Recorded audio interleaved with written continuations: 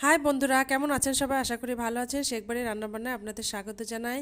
তো আজকে আবারও একটা নতুন রেসিপি নিয়ে আপনাদের সামনে উপস্থিত হয়ে গেছি। তো দেখতে পাচ্ছেন আজকে আপনাদেরকে তৈরি করে দেখাবো ঠেকুয়া। তো ছট পুজোতে যে ঠেকুয়া তৈরি করা হয় সেটা কিভাবে করা হয় সেটাই দেখার জন্য ভিডিওটি প্রথম থেকে শেষ পর্যন্ত দেখতে থাকুন। তো চলুন রেসিপিটি শুরু করি। তো এখানে একটি পাত্রে আমি এই কাপের সাহায্যে 1 কাপ আটা নিয়ে নিয়েছি। আপনারা চাইলে ময়দাও নিয়ে নিতে পারেন। আর সেই আটার 3 ভাগের 1 ভাগ সুজি নিয়ে নিয়েছি, আটা 3 ভাগের 1 ভাগ চিনি নিয়ে নিয়েছি।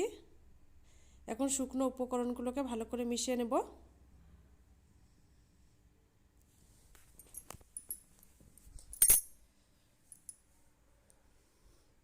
তারপরে এখানে 2 টেবিল চামচ আমি ঘি ইউজ করেছি, আর ঘিটাকে ভালো মতন ময়ান করে নেব। তো ভালোভাবে আটার সঙ্গে ঘিটাকে মিশিয়ে একটা পারফেক্ট ময়ান করে নিয়েছি। এই যে জমাট বেঁধে গেছে, তার মানে কিন্তু ঠিকঠাক ময়ান হয়ে গেছে। এখন অল্প অল্প জল দিয়ে একটা ডো বানাবো। তো তার আগে আমি কয়েকটা মৌরি এখানে দিয়ে দিলাম।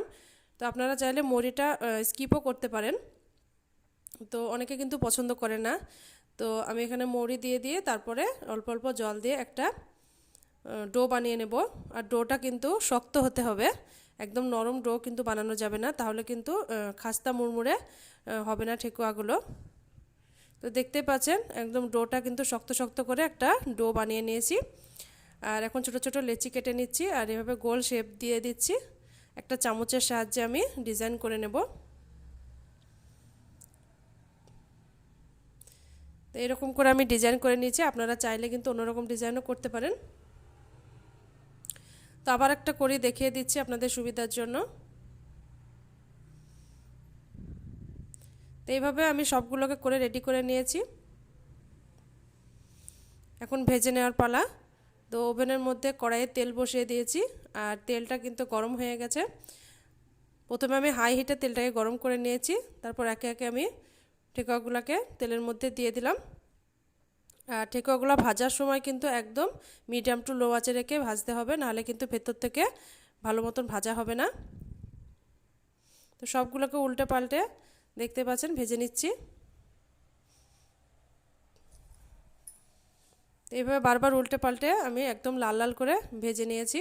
তো এখন উঠিয়ে নিচ্ছি।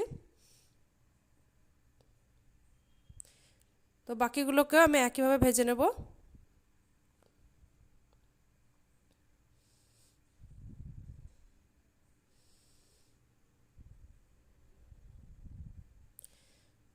তো এগুলোকে উল্টে পাল্টে একদম লাল লাল করে ভেজে নিয়েছি, দেখতেই পাচ্ছেন।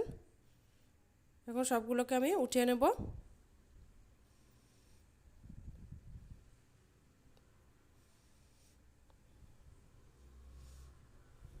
তো সব ঠেকুয়াগুলোকে আমি উঠিয়ে নিয়েছি। তো এখন একটা ভেঙে আপনাদেরকে দেখাচ্ছি।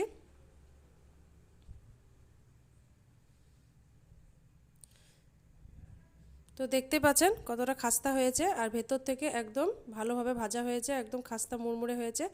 তো আরও নিত্য নতুন ভিডিওর আপলোড পেতে আপনারা আমার চ্যানেলটিকে অবশ্যই সাবস্ক্রাইব করবেন, আর বেশি বেশি করে রেসিপিটাকে শেয়ার করবেন, আর সাথে কমেন্ট করে জানাবেন কেমন লাগলো, লাইক করবেন। সবাই ভালো থাকবেন, সুস্থ থাকবেন। আজকের মতন বিদায়।